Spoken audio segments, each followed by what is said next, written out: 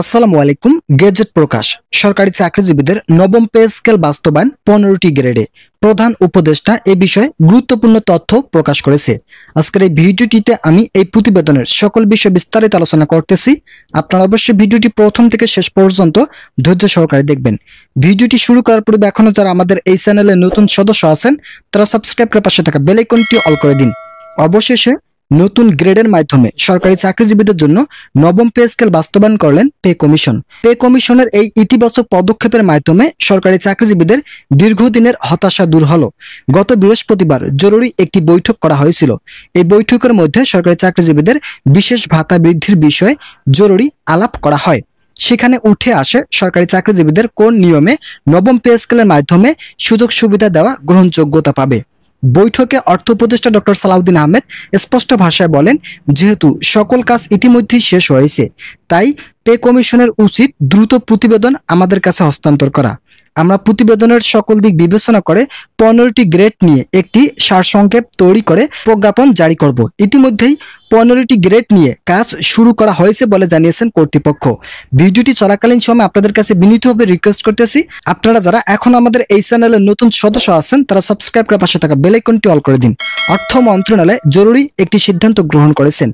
বাংলাদেশের সকল সেক্টরে সরকারি চাকরিজীবীদের জন্য বেতন বৃদ্ধি করার পাশাপাশি বিশেষ ভাতা সংযুক্ত করেছেন, যাতে দ্রব্যমূল্যের কাছে সামঞ্জস্যতা প্রকাশ পায়।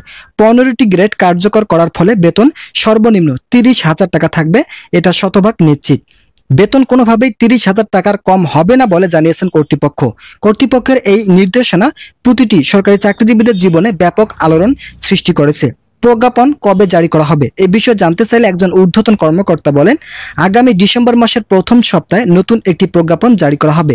এই প্রজ্ঞাপনের মাধ্যমে সরকারি চাকরিজীবীদের বেতন বৃদ্ধি সহ অন্যান্য সুযোগ সুবিধা প্রকাশ করবে পে কমিশন। তবে সকল ভারসাম্যতা রক্ষা করবে অর্থ মন্ত্রণালয় থেকে, যেহেতু অর্থের যোগান থেকে শুরু করে মিড লেভেলের সকল কাজ করে থাকেন অর্থ মন্ত্রণালয়। সেক্ষেত্রে অর্থ মন্ত্রণালয়ের এই নির্দেশনা সরকারি চাকরিজীবীদের ভাগ্যের পরিবর্তন ঘটাবে।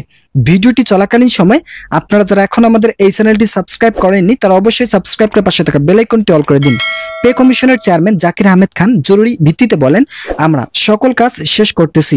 প্রধান উপদেষ্টা শুধুমাত্র দিক নির্দেশনা দিয়ে যাচ্ছেন, তবে সকল কাজের মূলে থাকবেন প্রধান উপদেষ্টা। আমরা তার কথায় নবম পে স্কেল 15টি গ্রেড নির্ধারণ করেছি। 15টি গ্রেড রাখা হলে সরকারি চাকরিজীবীদের মাঝে বৈষম্য বহুগুণ কমে যাবে। বাংলাদেশের অর্থনৈতিক অবস্থা শক্তিশালী হবে এই বৈষম্য কমিয়ে আনার কারণে। গত বৈঠকে প্রধান উপদেষ্টা নবম পে স্কেল বাস্তবায়নের জন্য একটি চূড়ান্ত তারিখ প্রকাশ করে গেছে। যদিও এই বিষয়গুলো অভ্যন্তরীণভাবে বৈঠকে আলোচনা করা হয়েছিল, তবে সরকারি চাকরিজীবীদের যথার্থে আগামী ডিসেম্বরের মধ্যে কার্যক্রম সুপারিশনামা তৈরি করা হয়। ডিসেম্বর মাসের প্রথম সপ্তাহে সকল কাজ শেষ করা হবে বলে জানিয়েছেন শীর্ষ কর্মকর্তারা। তবে চেষ্টা করা হচ্ছে ডিসেম্বরের 1 তারিখে নবম পে স্কেল বাস্তবায়নের পূর্ণাঙ্গ একটি প্রতিবেদন জনগণের কাছে তুলে ধরা হবে, যার মাধ্যমে সরকারি চাকরিজীবীদের দীর্ঘ 10 বছরের বৈষম্য থেকে মুক্তি পাবেন। প্রধান উপদেষ্টার মূল লক্ষ্য থাকবে বৈষম্য নিরসন, যার কারণে সরকারি চাকরিজীবীদের নবম পে স্কেল বাস্তবায়নে অনেক জটিলতা ও সময়ক্ষেপণ হচ্ছে।